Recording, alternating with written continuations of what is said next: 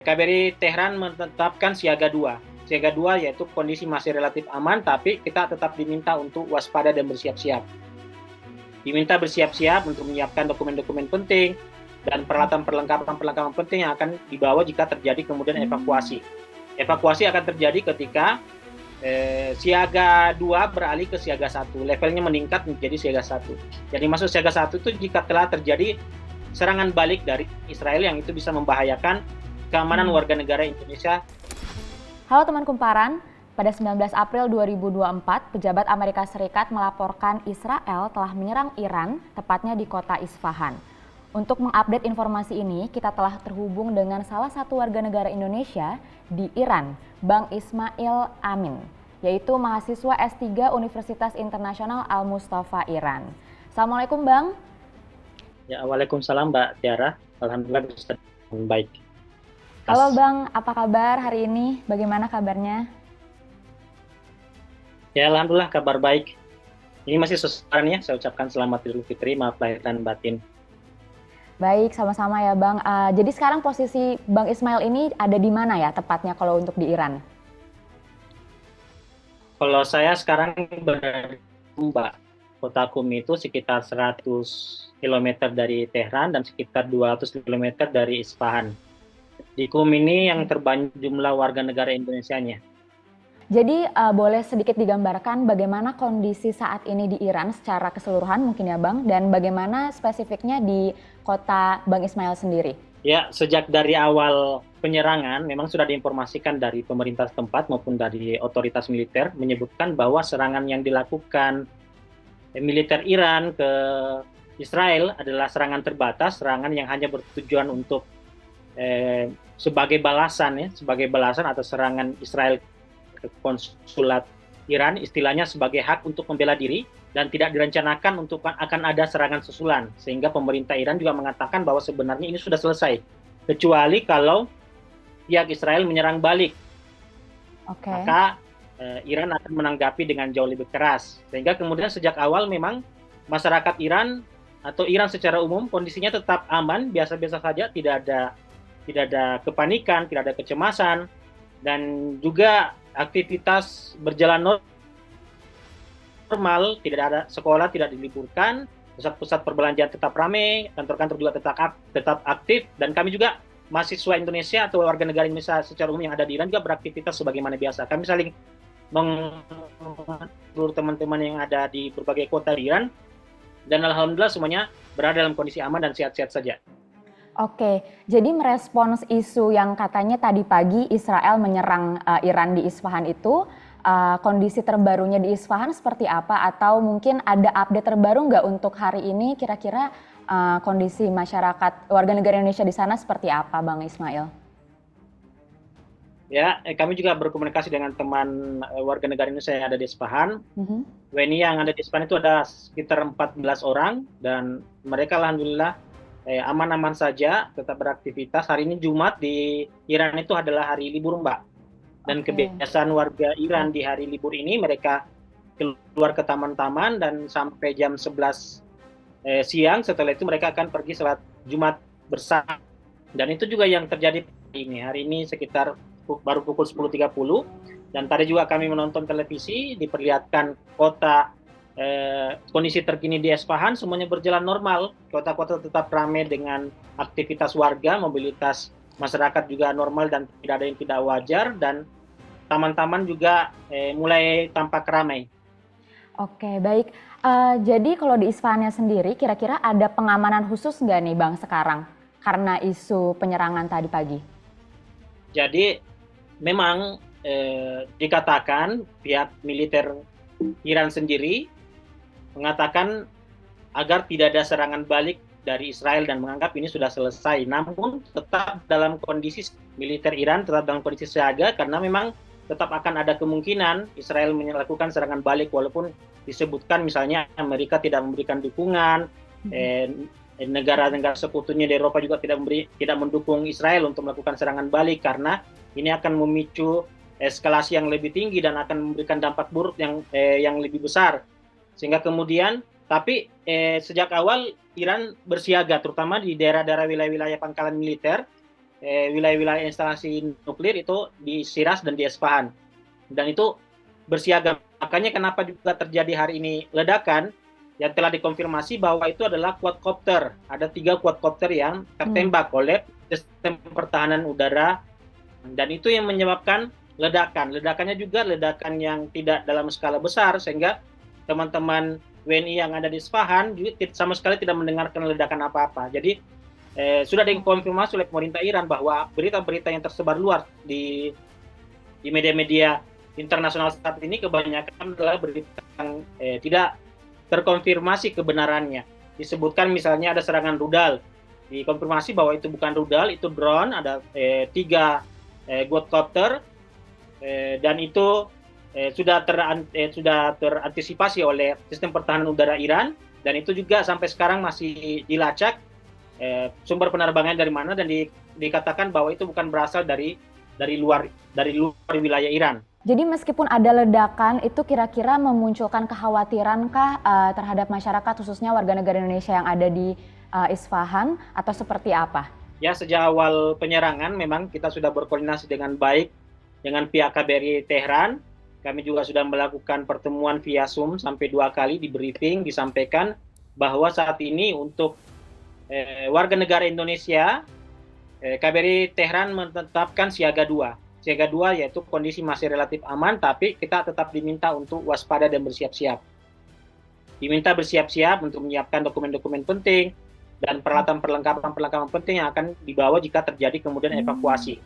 Evakuasi akan terjadi ketika siaga 2 beralih ke siaga 1. Levelnya meningkat menjadi siaga 1. Jadi masuk siaga 1 itu jika telah terjadi serangan balik dari Israel yang itu bisa membahayakan keamanan warga negara Indonesia di Iran. Sementara pihak Iran sendiri sejak awal penyerangan sampai hari ini, agak hampir sepekan, sama sekali tidak ada imbauan khusus dari pemerintah dan pihak militer Iran terhadap warga negara setempat.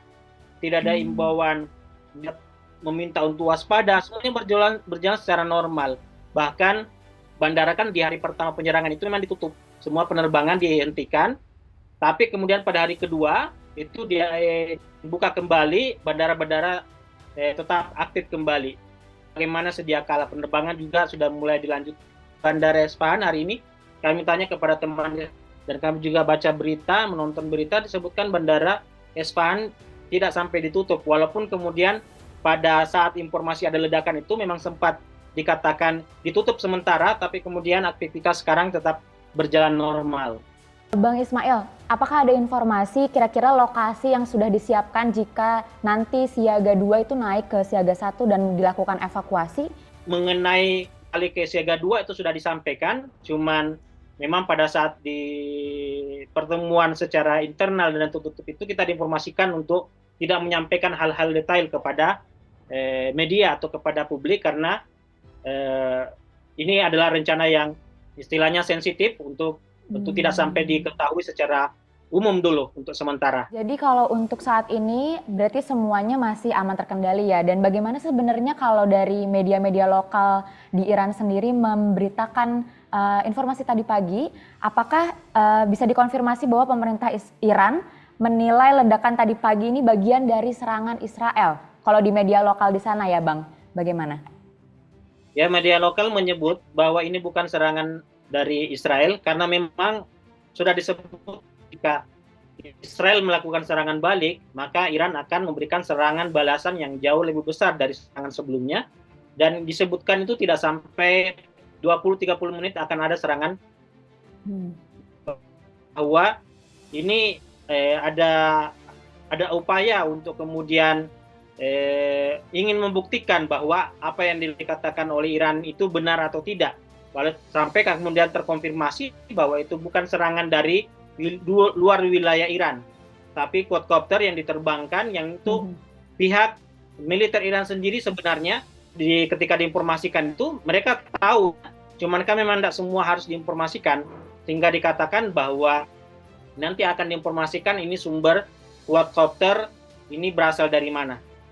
Intinya untuk sementara disebutkan quadcopter drone ini berasal dari wilayah internal Iran sendiri, bukan berasal dari luar. Sepertinya memang ada kerjasama dari pihak di dalam untuk kemudian ketika di luar, ketika Ya, dalam hitungan detik sudah ada berita tersebar di media-media luar, bahkan sudah ada foto apa namanya ledakan dan sebagainya, lalu kemudian terkonfirmasi oleh media Iran bahwa itu foto digunakan, itu foto yang sudah terbit 2 tahun lalu dan bukan di lokasi Iran.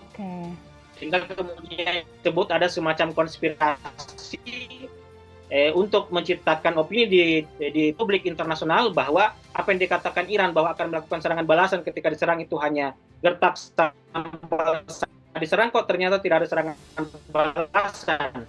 Makanya mengatakan bahwa ini bukan serangan dari luar wilayah Iran. Oke, baik. Tapi kan kalau dari pihak Amerika Serikat sendiri sebenarnya mereka kekeh juga ya Mas, kalau ini adalah salah satu balasan dari Israel. Kira-kira kalau memang terbukti ini salah satu balasan dari Israel, Iran akan kembali menyerang Israel atau seperti apa? Ya seperti itu yang dijanjikan, kan nama operasi serangan Iran ke Israel itu dalam bahasa setempat disebut wa'de shadiq, yakni janji yang benar atau janji yang ditepati. Media internasional menyebut janji, ketika diterjemahkan ke bahasa Indonesia, kebanyakan menyebutnya janji sejati. Artinya apa yang diancamkan oleh Iran atau apa yang dijanjikan oleh Iran itu pasti akan terbukti. Makanya ketika disebutkan bahwa Iran pasti akan membalas serangan Israel ke konsulat Iran di Damaskus, maka sudah terbukti bahwa kami telah melakukan serangan balik. Tapi kalau kemudian Israel melakukan serangan balasan, maka Iran pasti akan memberikan balasan yang lebih dahsyat lagi. Dan ini juga adalah bagian dari operasi janji sejati ini atau operasi janji yang akan ditepati ini. Sehingga kemudian Iran sendiri memang sudah bersiap-siap dengan segala konsekuensi, dengan segala risiko dari apa yang telah dilakukannya di Minggu malam kemarin. Dari pihak KBRI Iran sendiri, apa yang sudah dilakukan dan bagaimana mengimbau WNI yang ada di Iran menghadapi konflik ini?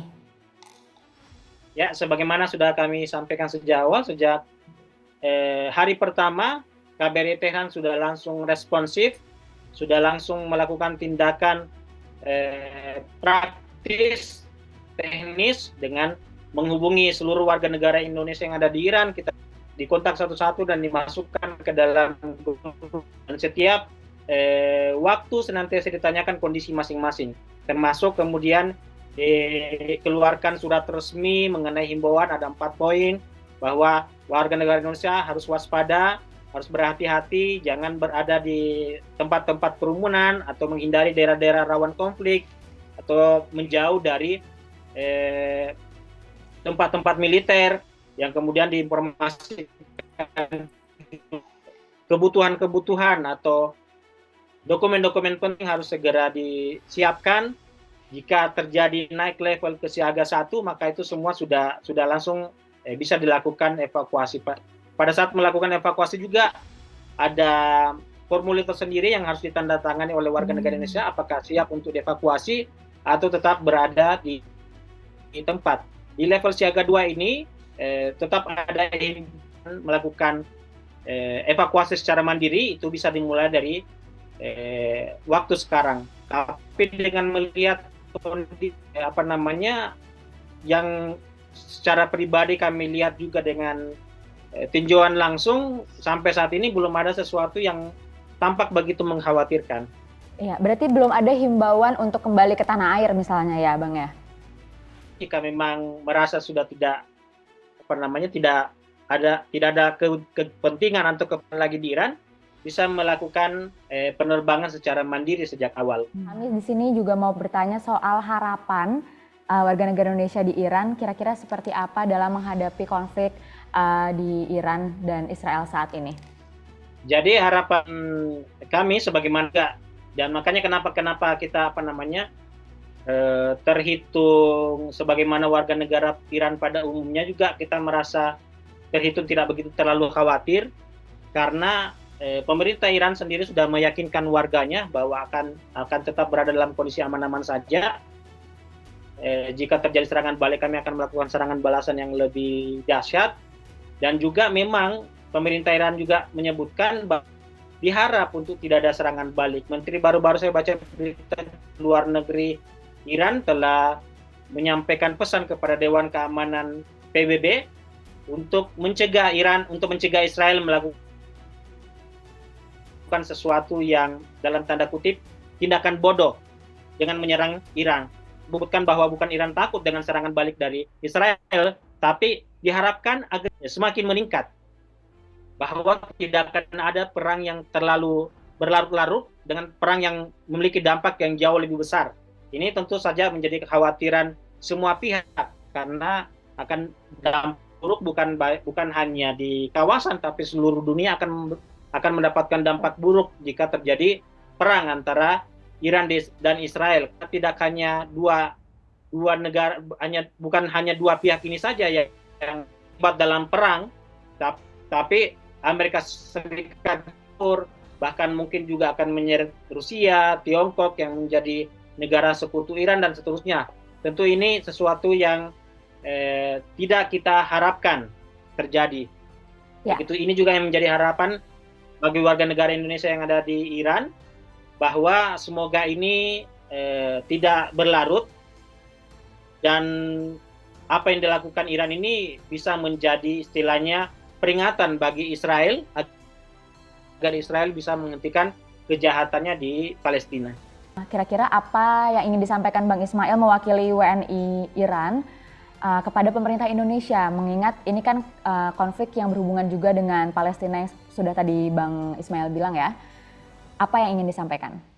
Ya, kami sangat berapresiasi terhadap apa yang dilakukan oleh Menlu Retno yang dengan sigap dan segera menghubungi Menteri Luar Negeri Iran dengan menunjukkan keprihatinan akan terjadinya insiden ini. Karena Indonesia juga mengecam apa yang dilakukan Israel terhadap konsulat Iran yang ada di Damaskus, karena ini melanggar aturan diplomasi, melanggar aturan internasional, sehingga kemudian Menlu Retno meminta agar semua pihak untuk menahan diri, karena memang menjadi kekhawatiran bersama jika terjadi perang dengan skala yang jauh lebih besar. Baik, terima kasih Bang untuk waktunya. Semoga tetap bisa menjaga keselamatan selama berada di Iran. Terima kasih Mbak, dan salam buat teman-teman di studio. Itu tadi informasi dari Iran. Sampai jumpa teman kumparan.